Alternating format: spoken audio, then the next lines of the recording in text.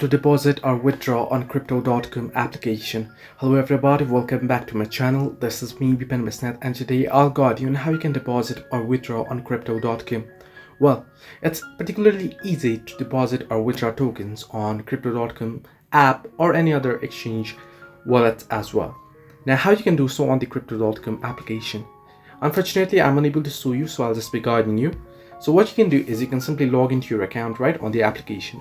Once you do so, you want to simply head over to the deposit option. You want to choose the deposit option. You should be able to find it on your home tab, the deposit withdraw tab. So you want to simply tap on deposit, and once you tap on deposit there, it'll give you the particular option to choose the particular token that you wish to receive. You want to choose the particular token that you wish to deposit to your account, and then it'll give you the particular wallet address.